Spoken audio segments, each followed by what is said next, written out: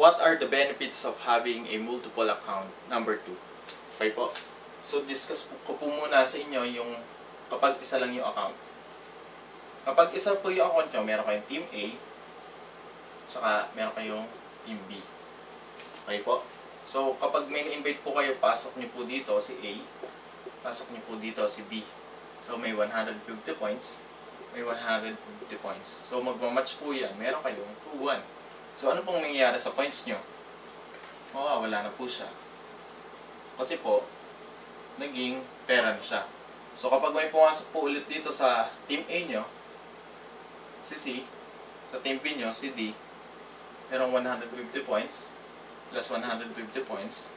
Pag naging pera po yan, nagmatch yan, 2-1, nawawala na po yung points nyo. Okay po? So ito naman po, explain ko naman sa inyo, kapag meron po kayong tatlong account. 1, 2, 3. So ibig sabihin, itong account number 3, meron siyang Team A, meron siyang Team B. Account number 2, meron siyang Team A, meron siyang Team B. Account number 1, siyang Team A, meron siyang Team B. So kapag meron po kayo na-invite, nilagay niyo po dito sa account number 3, si A. Itong account number 3 nyo, may 150 points. Account number 2, meron siyang 150 points. Account number 1, meron siyang 150 points. Okay po? So kapag nagpasok po ulit kayo dito, sa Team B ni number 3, meron pong 150 points yung Team B niya. Samantalang itong account number 2 nyo, meron siyang additional na 150 points sa Team A niya. Kasi doon po nakalagay si account number 3 sa side po ng Team A ni account number 2. Okay po? Yung account number 1 nyo naman, magkakaroon na siya ng 150 points. Okay po? So, siyempre, magmamatch po ito. Meron tong 2-1. So, yung ano nyo po dito, yung points nyo sa account number 3, mawawala na po. Okay po? Pero good news naman po, dito po sa account number 2, account number 1, nandun pa rin po yung 300 points nyo. Pag may pumasok po ulit dito, si C, dito naman, si D, syempre, meron pong 150 points ito. May 150 points po ito. Aangat po dito sa Team A ng account number 2, yung points na 300. Aangat din dito sa account number 1 nyo, yung points na 300. So, meron na po kayong 600 points na waiting. 600 points na waiting sa Team A ng account number 2 at account number 1 nyo.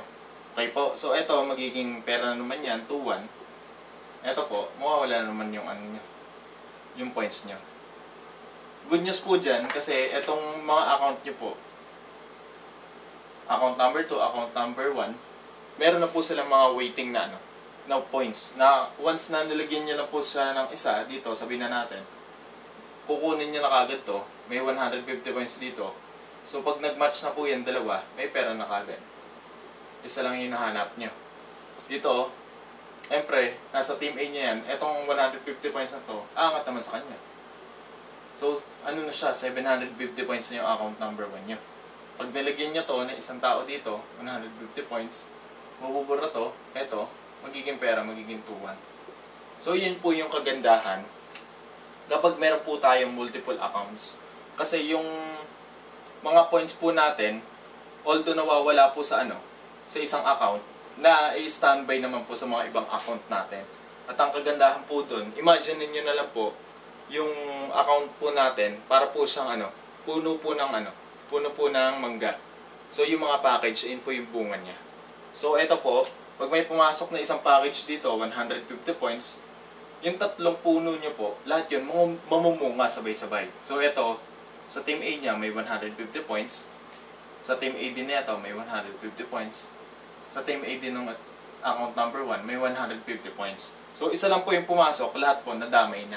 Ganun po siya. Samantala kapag isa lang po yung account natin, may pumasok dito 150 points. Dito may pumasok 150 points. Pag nag-match po yan 2-1, wala na po yung 150 points. So dito po, pag may pumasok ulit dito 150 points, Etong account number 2 nyo, may 150 points na naman siya. Account number 1 nyo, meron na naman siyang 150 points. Tapos ito, magmamatch po yan, 2-1. Mawawala na to, pero nandun pa rin to. Okay po?